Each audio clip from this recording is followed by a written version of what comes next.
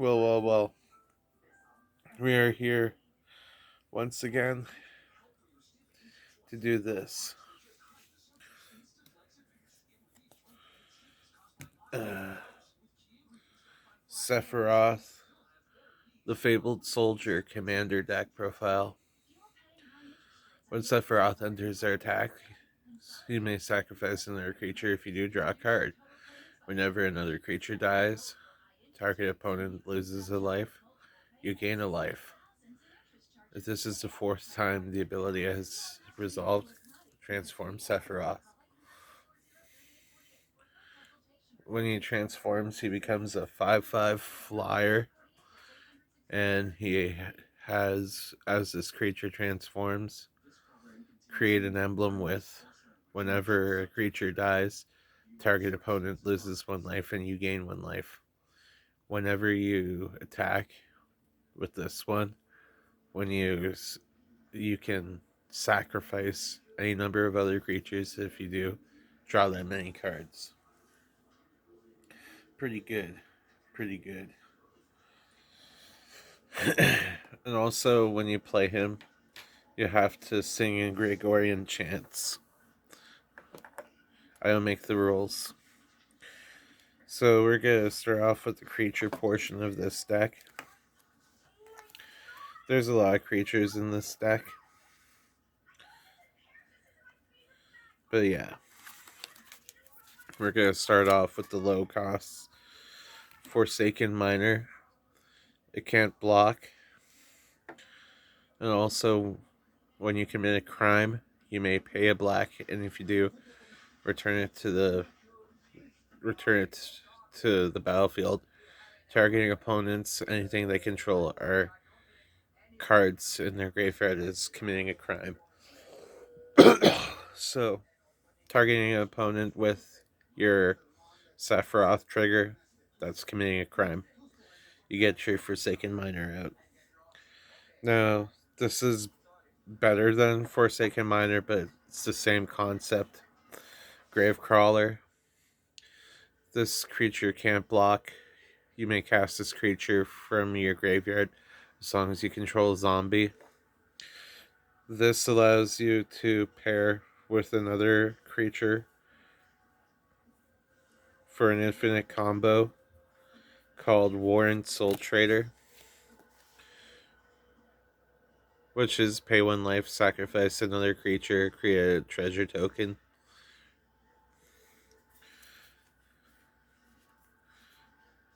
Yeah, it's pretty gnarly.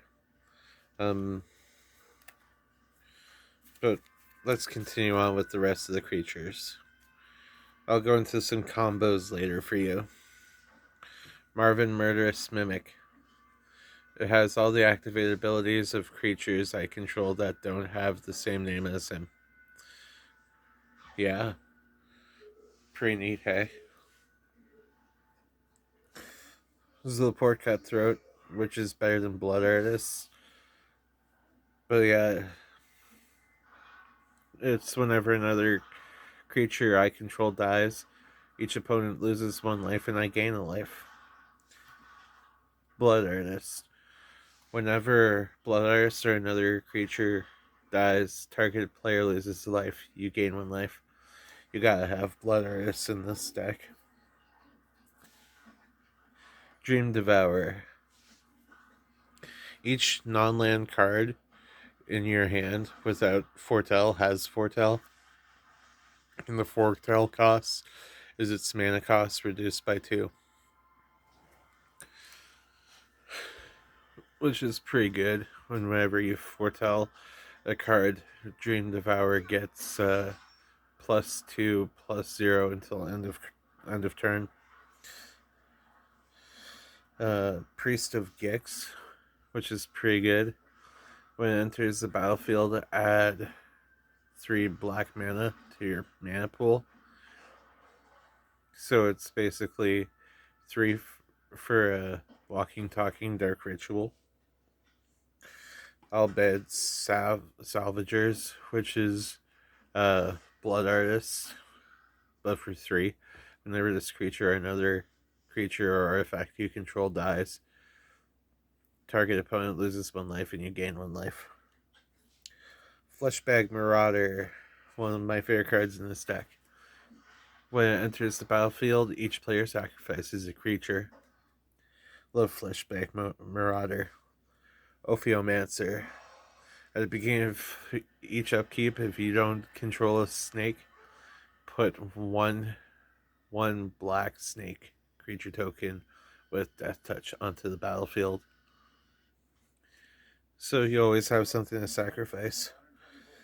Play Crafter, which is basically Fleshbag Marauder, and if they can't sacrifice a creature or planeswalker, they discard a card. Ruthless Knave. Sacrifice a creature, create two colorless treasure artifact tokens, and sacrifice 3 treasures and draw a card. You could infinite combo with this too, and Gravecrawler and another zombie.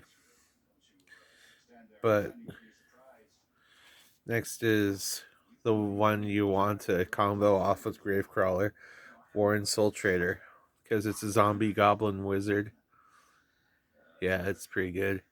Pay 1 life, sacrifice another creature, create a treasure token, which you get to nullify that 1 life requirement with Sephiroth, so you get to sacrifice your Gravecrawler as many times as you want without paying life, really. And you keep burning someone else. Bontu the Glorified. Menace Indestructible. Can't attack unless a creature died under my control this turn. Sacrifice another creature for 1 in a black. There's Scry 1. Each opponent loses 1 life and I gain a life. And it's a 4/6 for a 3-drop. Agent Venom, Flash, Menace. And whenever another non-creature token or non-token creature I control dies, I draw a card and lose a life. Pretty good. Zooifit, Osteoharmonist. Return creature from the graveyard to the battlefield. And it's a skeleton in addition to its other types. Has no abilities. Activate only as a sorcery. This thing is pretty good. Pretty good. Pawn of Ulamog. Whenever Pawn of Ulamog or another non-creature token creature you control dies, create a 0/1 Eldrazi spawn creature token that has add 1 to your mana pool. Pitiless Plunderer. Whenever a creature I control dies, create a treasure token. Sifter of Skulls. Whenever a non-token creature you control dies, put a 1/1 colorless Eldrazi Scion token that has sacrifices, add 1 colorless mana to your mana pool. Eject Reluctant Guardian. If you notice, there's a lot of cards that say Menace on it. That's because you want to get your attacks through. Whenever Eject deals combat damage to a player, he may exile it and return it to the battlefield transformed under its owner's control. And I'll show you the transform side because might as well. Braska's Final Aeon. It becomes a legendary enchantment creature. Each opponent discards a card and you draw a card. Then the ultimate Jack Shot. Each opponent sacrifices 2 creatures of their choice.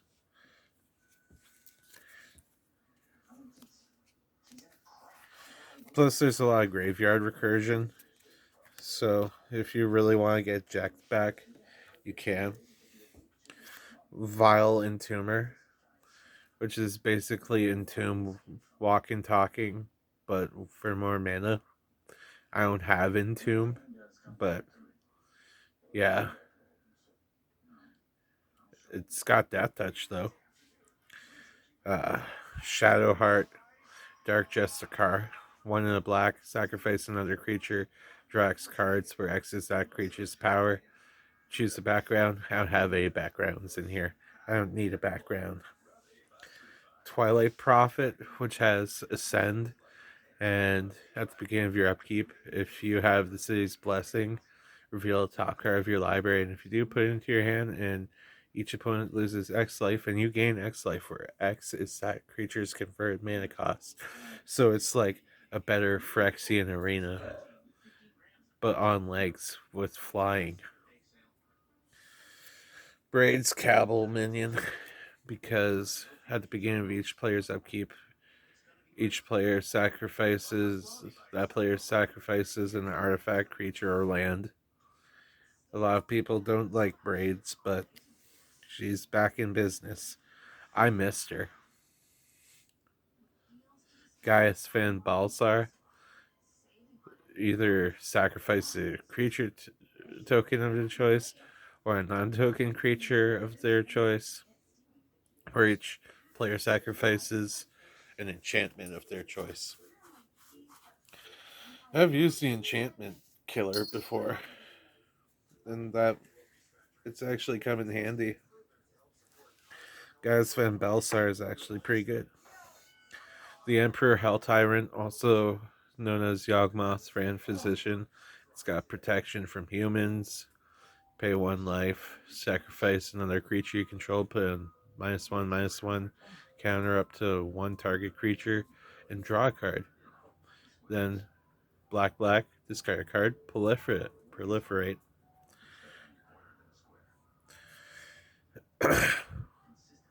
Vincent Valentine, whenever a creature an opponent controls dies, put a 1/1 counter on Vincent Valentine equal to that creature's power. Whenever Vincent Valentine attacks, you may transform it. Which way it transforms, it's got trample and lifelink, and when it dies, return it to the battlefield tapped, front face up.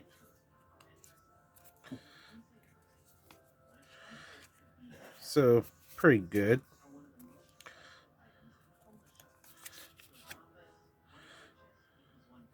I like to say Vincent is pretty. He's one of my favorite cards in this deck. Now, we got Fan Daniel Teleforal Astian, which whenever you cast an instant sorcery spell, surveil 1.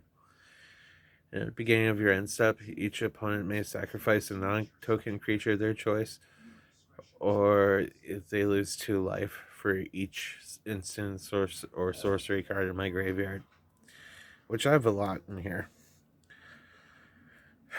Endrick Star Master Breeder, my nickname. Whenever you play a creature spell, put X 1/1 black scroll creature tokens to play, where X is that spell's converted mana cost. Whenever you control 7 or more thralls, sacrifice Hendrik Star, Master Breeder.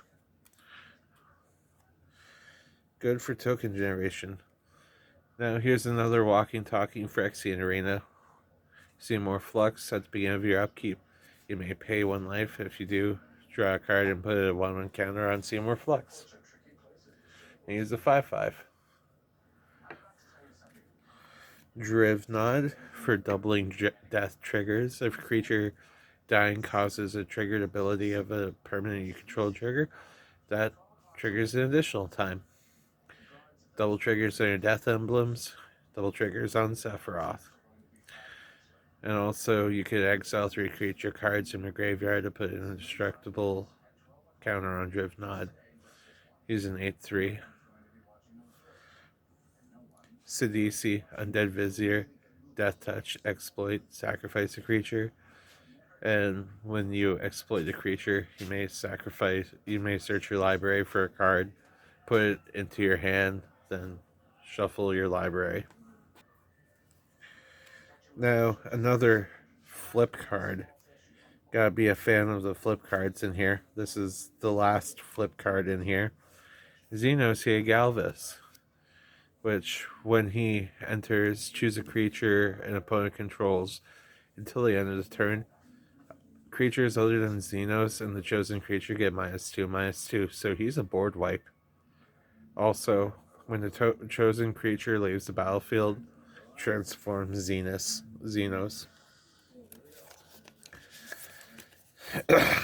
which he becomes the Flying Dragon, which, as this creature transforms into Shinryu, Transcendent Rival, choose the opponent. When the chosen player loses a game, you win the game. Woo, alternate win conditions.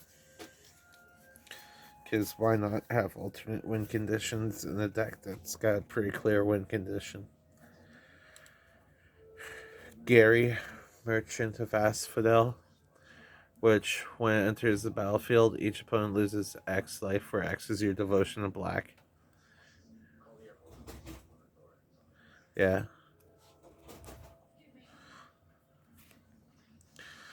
Zodiac Umbral God, it's got indestructible, and when it enters, each player sacrifices half the non-god creatures they control of their choice, rounded down.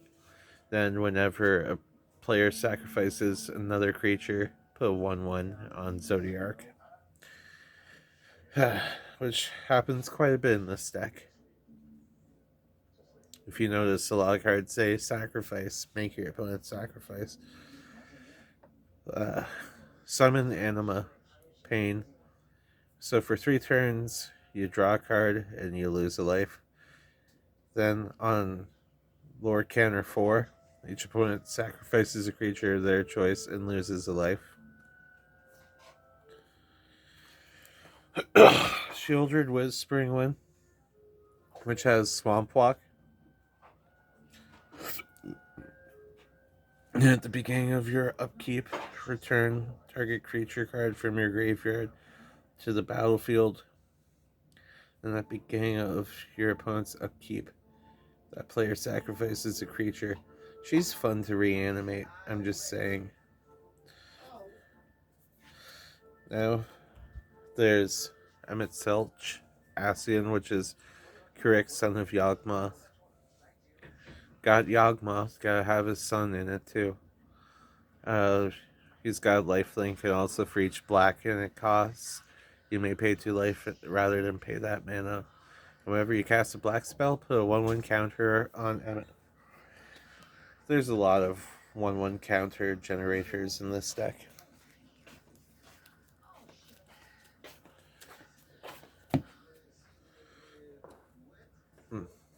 Come on, focus. Focus, you silly. There we go. Now it's time for the small artifact package and my cat to invade. Yep. Silly kitty.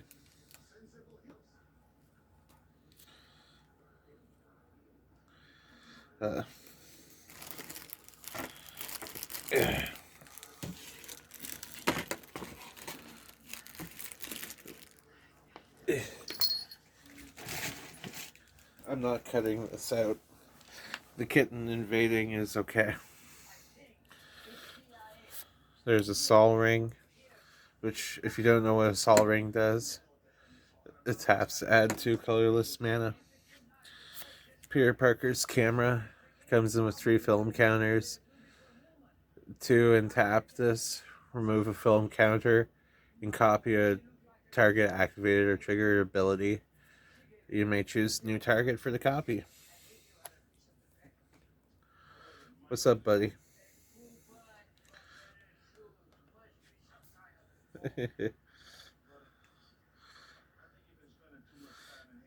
Next is an Arcane Signet.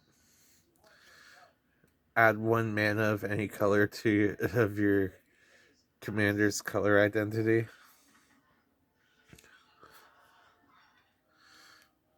Black Blade Reforged. Equipped creature gets +1/+1 for each uh, land you control. Equipped legendary creature costs 3, but to equip anything else is 7. A charcoal diamond enters the battlefield tapped. Add a black mana. It's a 2-drop mana rock. You silly kitty. Next is the most important mana rock, the Soul Stone. It's an indestructible mana rock with add 1 black mana. Plus, if you pay 7, exile a creature you control and harness the power of the Soul Stone. And at the beginning of your upkeep, you may return a creature card from your graveyard to the battlefield. So basically Shieldred, but in rock form. Bontu's Monument. Black spells you cast cost 1 less to cast. The Masamune. As long as the equipped creature is attacking, it has first strike and must be blocked to Fabled 2. Also, if a creature dying causes a trigger ability of this creature or an emblem you control to trigger, that ability happens the second time. That's Mirrors of Life Trapping. Whenever a creature you control enters the battlefield, if it was cast, exile it, then return it to the battlefield under the opponent's control. It just allows you to blink things. Next is Pact Weapon.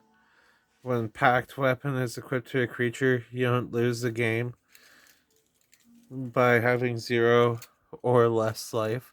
Whenever equipped creature attacks, draw a card and reveal it. This creature gains XX until end of turn. You lose X life, where X is that card's mana value.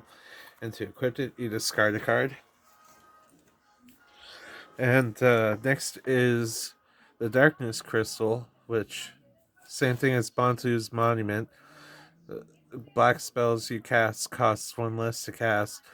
If a non-token creature an opponent controls would die, exile it, and you gain 2 life.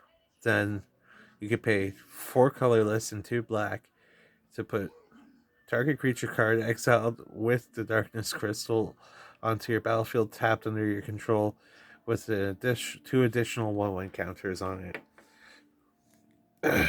Bolas Citadel. You may look at the top card of your deck at any time. You may cast it by paying life instead of its mana value. Then you can sacrifice 10 non-land permanents you control to each opponent loses 10 life. Yeah, that's why it's a game changer. It just allows you to play stuff for free. Now time for the massive instant and sorcery package. We got, starting with the sorceries, Demonic Bargain. Exile top 13 cards of your library, then search your library for a card, put that in your hand, and shuffle. Victimize. 3 mana. Choose 2 creature cards in your graveyard, sacrifice a creature, then return the chosen cards to the battlefield tapped. What the hell? How is this uncommon? And why is it such a cheap spell? This is perfect for this deck. Vote Out, which has got Convoke. And allows you to have your creatures vote out something and destroy target creature. Consuming Vapors. Target player sacrifices a creature, you gain life equal to that creature's toughness. Plus, you can rebound it. and have it occur again on your upkeep without paying its mana cost. Insane. Diabolic Tutor. Search your library for a card, add it to your hand, shuffle your library. There'll be a few cards that do that in this deck. Dread Return. Return a target creature card from your graveyard to the battlefield, then flashback, sacrifice 3 creatures to bring another card back. It's quite funny. It's fun to pull off. I've done it quite a few times. Evil Reawaken, Reanimate, but you get to add +2/+1/+1 counters to it. Final Parting, my favorite card in this stack. Search your library for 2 cards, put 1 into your hand and 1 into your graveyard, then shuffle. This is basically a, a tutor and an entomb in the same card.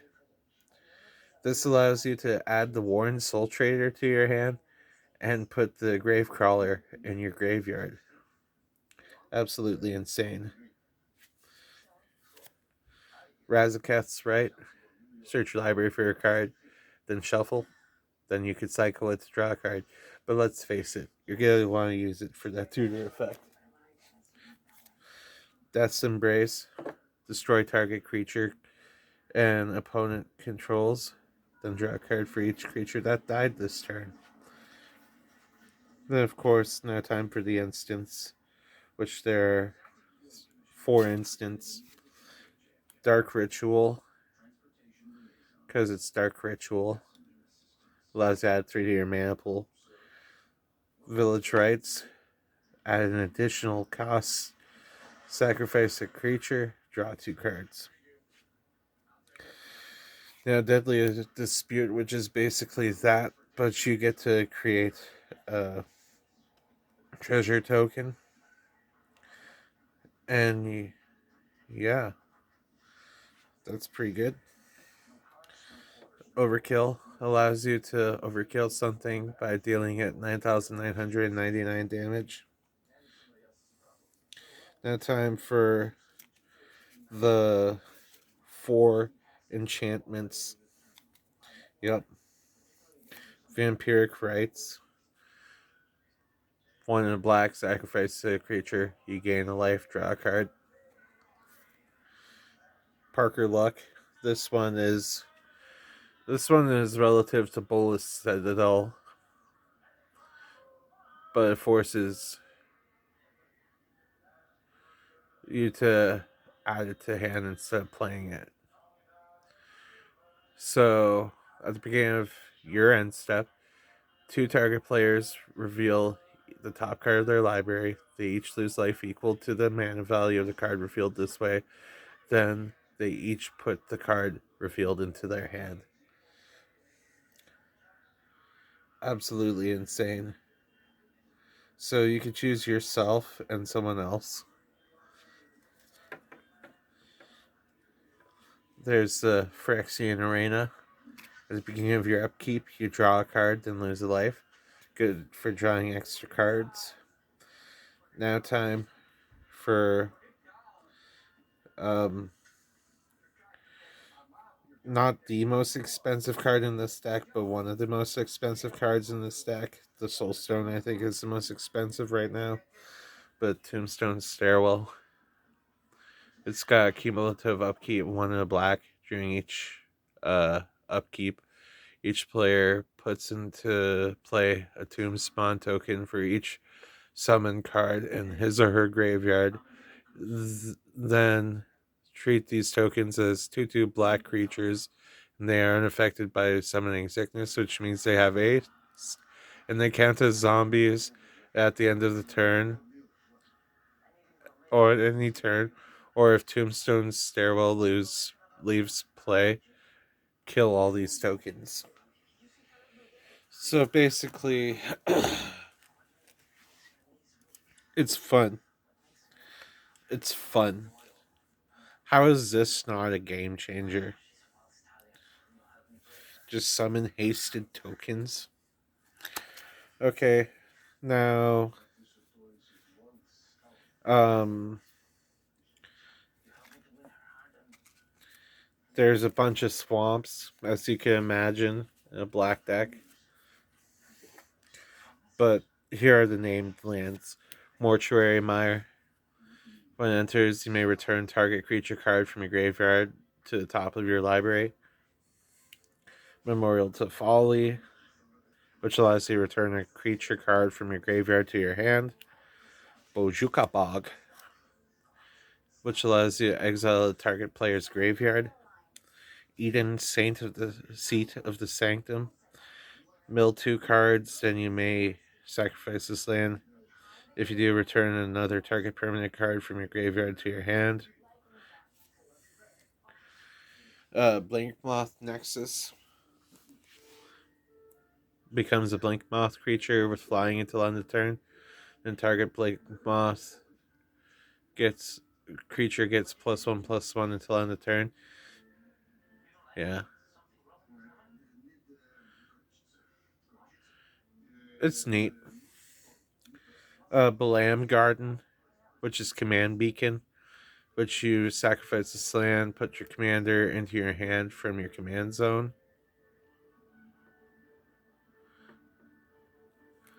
Which is pretty cool. Evading commander attacks. Rogue's Passage. Add 1 to your mana pool. Target creature gains unblockable to the end of the turn for 4 mana. Myriad Landscape, which just allows you to pull out 2 swamps. High Market, which allows you to add a colorless or sacrifice a creature and gain 1 life. Now, Sanctum of Eternity allows you to return commander you own from the battlefield to your hand. Activate during your turn. And this one you don't have to sacrifice this land for. So you could just keep recurring Sephiroth and getting Sephiroth emblems off of Sanctum of Eternity. It's absolutely insane. Blast Zone. This land enters with a charge counter on it. And add colorless mana, XX, to put X charge counters on this card. And it's got 3 sacrifices land. During destroy each non-land permanent with mana equal to the amount of charge counters on this card. Pretty good. Now for the last card, Echoing Deeps. You may have this land enter as a tapped copy of have this land enter tap as a copy of any land in your graveyard, except it's an addition. It's a cave in addition to its other land types. You want Echoing Deeps to probably copy your used Bland Garden. Well, here we go. That was the Sephiroth deck profile. Now I'm going to show you a couple combos in this deck that really work out. So both of them involve Gravecrawler. You just have a Sephiroth. You have Gravecrawler. And you have Warren Soul Trader. That's an infinite combo. Because you could just keep sacrificing Gravecrawler and playing it for that treasure token you create. And keep pinging people with your Sephiroth. Now there's a way you could do this without Warren Soul Trader too. But it requires a couple more creatures. It requires a Gravecrawler, a Pitiless Plunderer, and literally any other zombie in your deck. So what's an easy zombie to throw out here?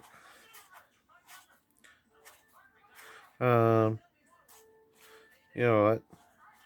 Hell, you have this out with Fleshbag Marauder.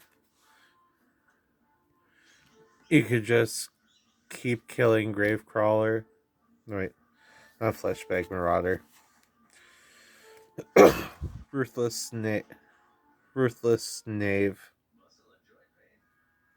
No, wait. Hold on a second.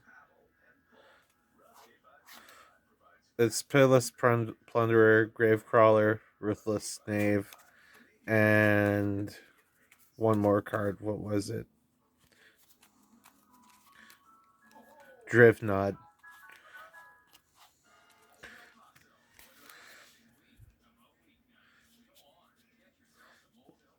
Drivnod doubles everything, so it keeps doubling the treasures that get created off of Pitiless Plunderer. And you can just keep sacrificing off of Ruthless Knave to create 4 treasure tokens, because you get the 2 off of Ruthless Knave and you get 2 off of Pitiless Plunderer. So with these, you just keep recurring Gravecrawler, keep getting oh yeah, you still need a zombie. Shit. Yeah, but there's multiple zombies. Let's just throw Gary out there. A zombie. These 5 cards. Another great combo for this deck is Marvin and hold on a second.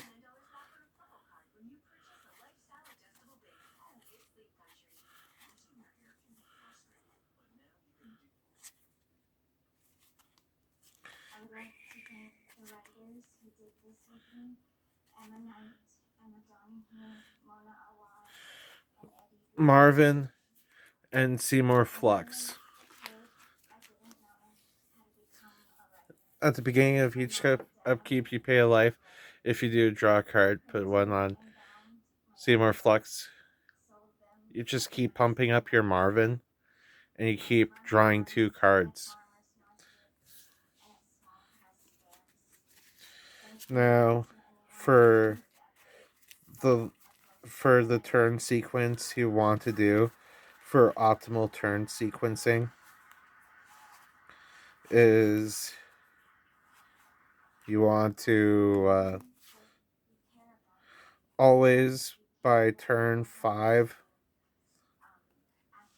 have, or turn 4 even, if you have the mana for it, Final Parting into Warren Soul Trader and Gravecrawler.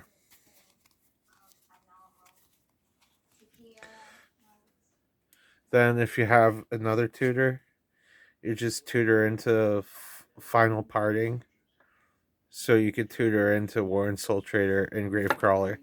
That's basically how you play this deck. Thank you for watching this long ass deck profile where I go into this deck. Like, comment, and subscribe. Don't forget to ring that bell, but most importantly, don't forget to drink your water.